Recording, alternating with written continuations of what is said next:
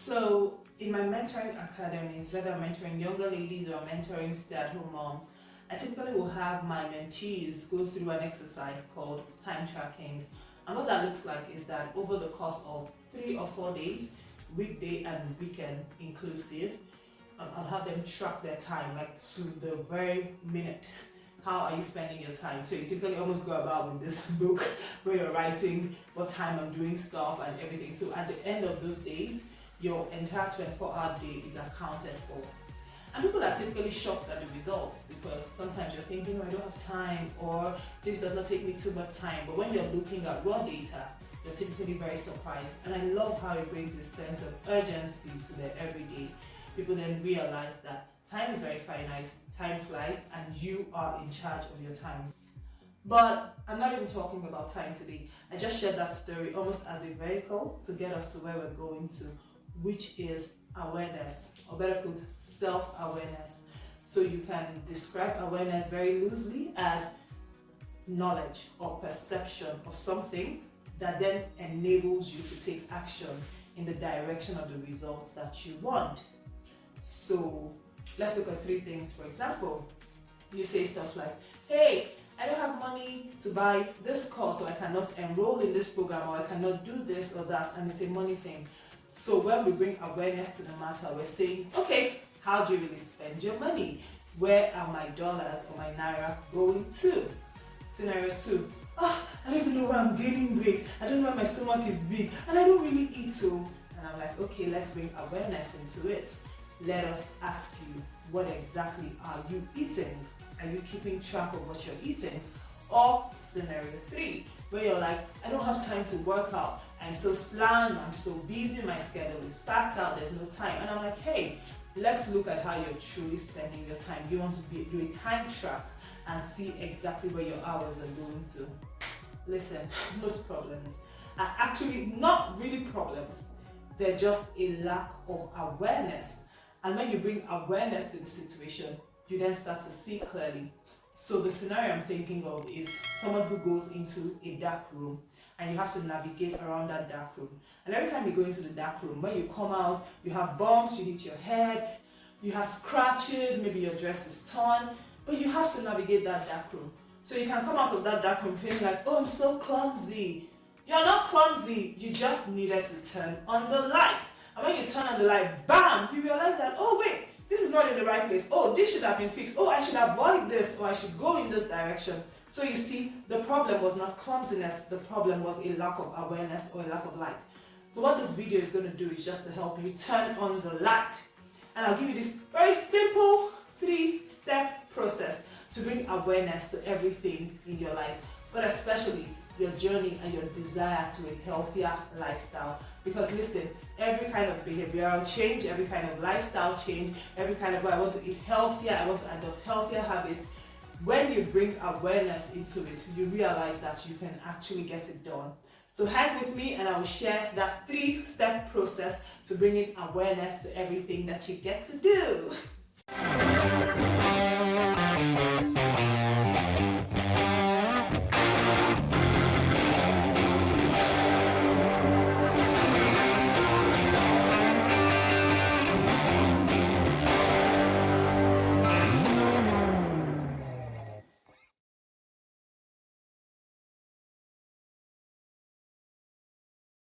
Shalom, best lifers! Oh my goodness, I'm happy you're here. I'm happy you're here. So let's do this.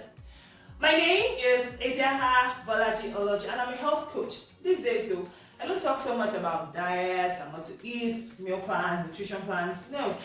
These days I'm delving deeper into the science of mindsets and habits and psychology and neuroscience. Like I'm huge on things like that. Because quite frankly, a lot of people already know what to do. But why are they not getting results and keeping the results? And that's what really made me change the way that I coach. So we moved from the traditional model of, hey, I want to fight disease, or I want to lose weight, which is very, very reactive, to the model where we're thinking prevention. Prevention is actually better than cure. And we're thinking health optimization. At whatever level I'm at, how can I optimize my health? So that's really what my health coaching is about. And I actually have this fancy certification in health mindset. And I'm working on one that really takes me deeper into habits. So that's really what my coaching is about, and everything is really based on the foundation of faith. I want Christians everywhere to become more aware of their choices, of their food, so they can build a body that is fit for purpose. So this is not about weight loss. This is not about, oh, I'm trying to fight disease, or the doctor has said. Now, all of those can come nicely under your desire, first of all, to honor God with your body, and then build a body that is fit for purpose. So, if you're ready, I can't wait to work with you one of these days. Now let's delve into today's video. Like I was saying, this video is really about awareness, self-awareness. Quick story. One of my favorite authors on earth, John McCormack, is in the US. In his book, The Ruthless Elimination of Hurry, which maybe I have read like 700 times at this point, he talks about how typically when he shares like spiritual disciplines, like talk to people, he's a pastor, so talk, and a teacher of the word really. He'll talk to people about, spending time with Jesus, having really solid spiritual disciplines and practices. Most people will push back and say, oh, I don't have time, oh, I'm so busy, oh, it's because you're a pastor that you can put in all of this time into it. And then normally in the past he would be like, oh, okay, fair enough. But after some time he's like, come, let's sit down and audit your time. Are you truly sure you don't have time? Then when he starts to ask them questions, very uncomfortable questions, people are like, oh, when they get into the answers, they're like, I actually have time. The easiest person to deceive is yourself. And then that deception, that self-deception just goes to a whole nother level when you are unaware. When it comes to your healthy eating, when it comes to exercising, when it comes to how you spend your money, how you spend your time, all of it really. Because if you're not aware, you're deceiving yourself, and it's the highest form of self-deception. So what is my 3-part process to bringing awareness to your beautiful best life? Are you ready? Can't hear you. Are you ready? So that 3-part process is really simple. Listen, it is so simple that you're probably going to be like, oh, is this what Isaiah has been talking about? Yeah, but please listen to me and promise me you'll do it, because this will change your life. I promise you. So what is it? Number one, in fact, I'll put it in a whole sentence. Slow down long enough to ask questions. That's number 2. And document your answers. Slow down long enough to ask questions and document your answers. Look, this is breakthrough. Every time you're like, I don't have time, stop, pause. There's a book I really love, and that is At Your Best by Karen Newhoff. He's another pastor. He's in Canada this time. Just fantastic book on self-leadership. And it talks about how a lot of times when we say, I don't have time, you really need to catch yourself and rephrase it to, I did not make time for it. Because when we say I don't have time, you just sort of deflect the entire matter. Like, it's not my fault, I don't have time. But no, when you employ this 3-part process to bring in awareness to your time, to your life, you get better results. You confront the problem, you create ownership, and then you go the next step to actually start to solve the problem. So let me bring again 3 scenarios.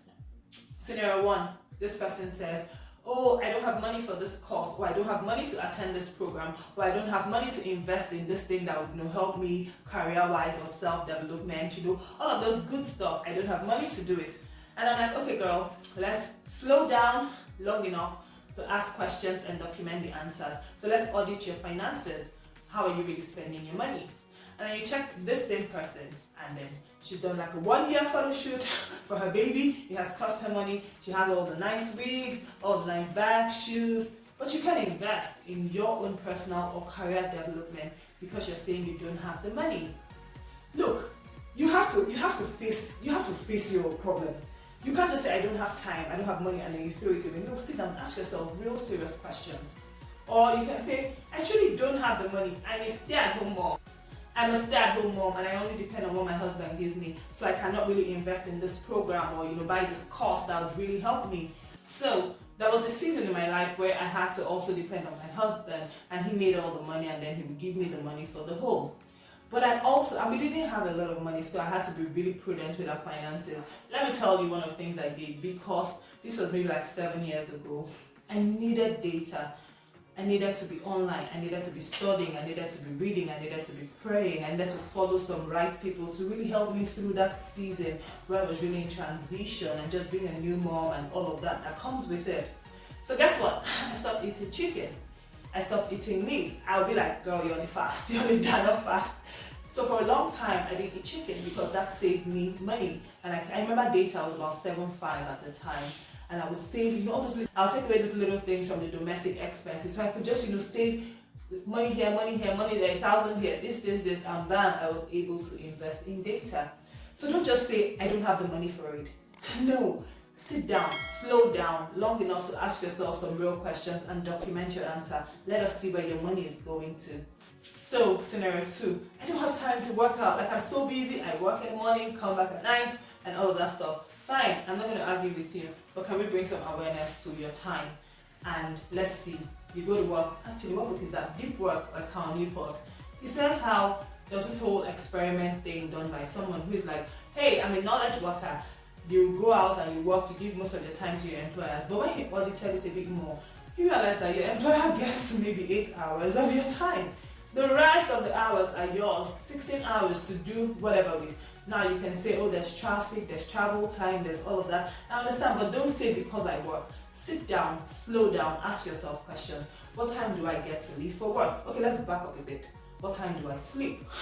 What do I do when I come back from work? Because your night routines are super important to impact your morning. What time do I come back from work? You come back from work, you sit in the living room, you probably watch TV, probably scroll on your phone, and like 4 hours gone. So you can't wake up early to work out, you can't wake up early to really take care of yourself and invest in yourself, because by the time you wake up, you have to really start rushing off to work, taking care of the kids. But don't just say, I don't have time to work out.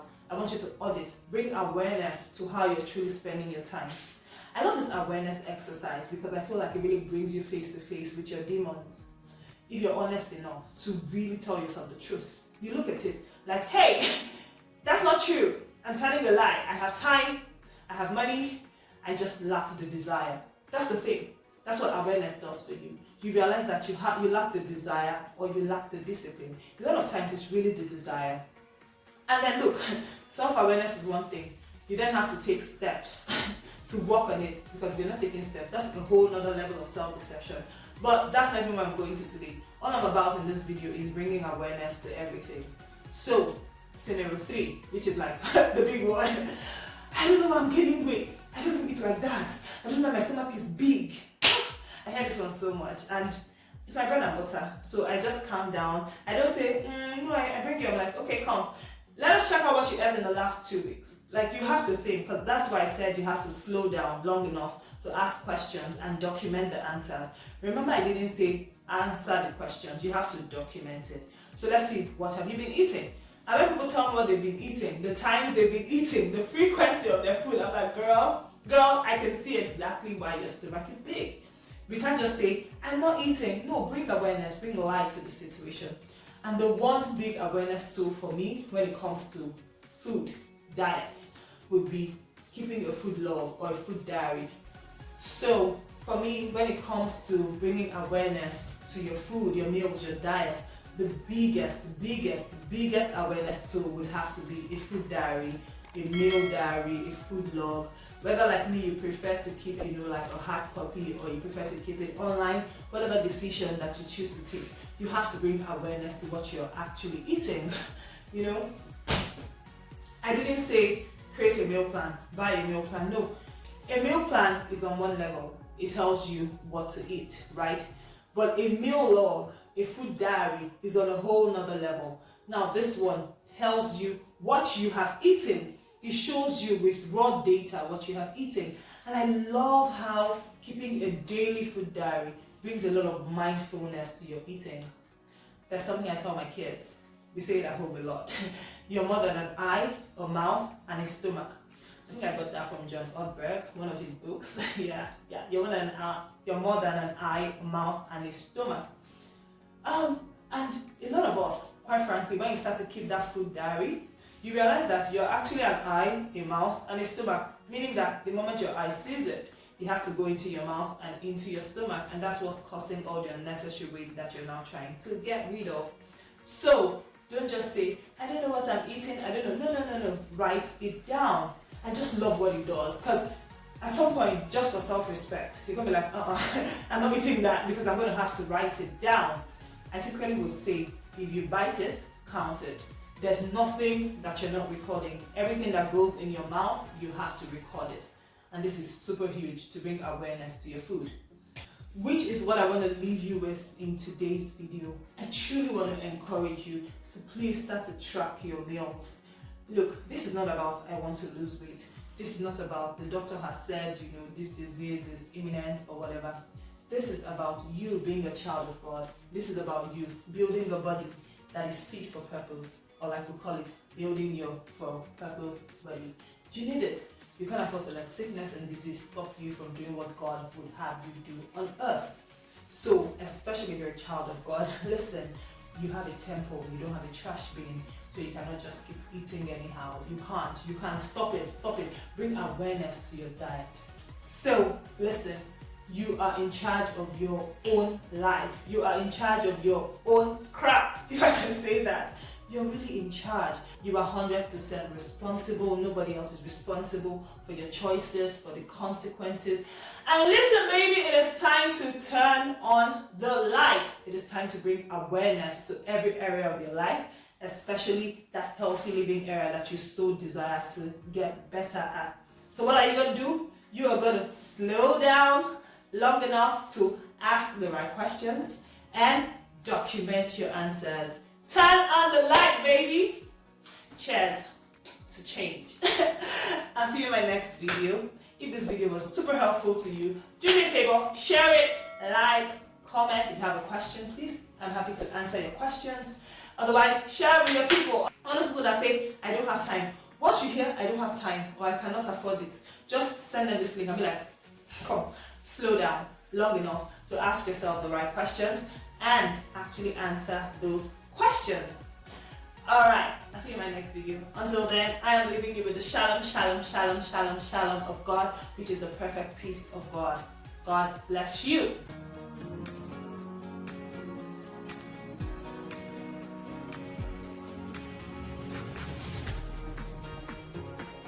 My name is Isianha Bolaji Olojo, and we are, who do I say on the Nigeria? So, my name is Isianha Bolaji Olojo. Okay.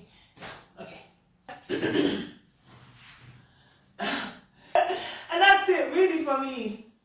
Check my notes. Oh gosh, okay.